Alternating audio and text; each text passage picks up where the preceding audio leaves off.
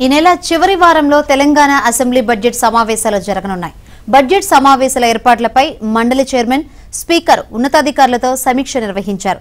ఈ బడ్జెట్ సమావేశాలలో రైతు భరోసా, రుణమాఫీ విధి విధానాలతో పాటు పలు అంశాలపై చర్చ జరగనుంది.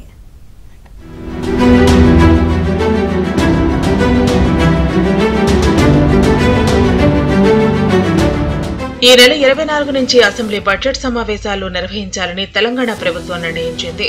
24వ తేదీ నాటికి పార్లమెంటు బడ్జెట్ సమావేశాలు ముగియనున్న నేపథ్యంలో కేంద్ర బడ్జెట్ కేటాయింపులకు అనుగుణంగా రాష్ట్ర బడ్జెట్ ను రూపొందించనున్నారు. బడ్జెట్ సమావేశాలు నిర్వహించాలని ప్రభుత్వం నిర్ణయించిన నేపథ్యంలో సమావేశాల నిర్వహణపై మండలి చైర్మన్ గుత్తా సుఖేందర్ రెడ్డి, స్పీకర్ గడ్డం ప్రసాద్ సమీక్ష సమావేశం నిర్వహించారు. ఈ సమావేశంలో ప్రభుత్వ విప్లు ఆది శ్రీనివాస్, అడ్లూరి లక్ష్మణ్, రామచంద్ర నాయక్, సిఎస్ శాంతికుమారి, డీజీపీ జితేందర్ హాజరయ్యారు.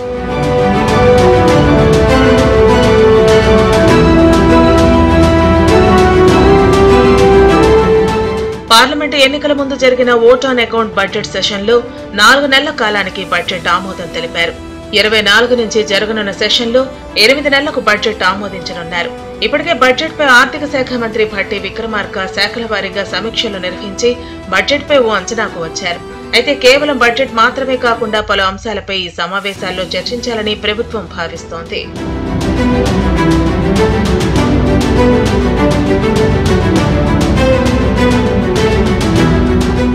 ఈ సమావేశాల్లోనే రైతు భరోసా విధి విధానాలను ఖరారు చేయనున్నారు. ఇప్పటికే భట్టి విక్రమార్క అధ్యక్షతన వేసిన సబ్ కమిటీ అన్ని జిల్లాల్లో పర్యటిస్తూ రైతుల అభిప్రాయం సేకరిస్తోంది. ఎన్ని ఎకరాలకు సీలింగ్ పెట్టాలనే అంశంపై కూడా సభలో చర్చించి నిర్ణయం తీసుకోనున్నారు. రైతు రుణమాఫీ విధి విధానాలపై సైతం సభలో చర్చ జరగనుంది.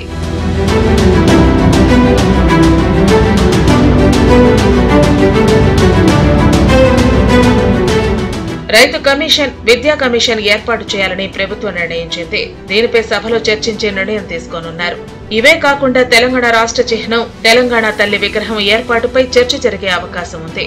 ఓవైపు డిఎస్సితో పాటు పలు ప్రభుత్వ ఉద్యోగ పరీక్షలు వాయిదా వేయాలని నిరుద్యోగులు బీఆర్ఎస్ నిరసనలు చేస్తున్న నేపథ్యంలో ఈ బడ్జెట్ సమావేశాలు హాట్ గా సాగే అవకాశం ఉంది.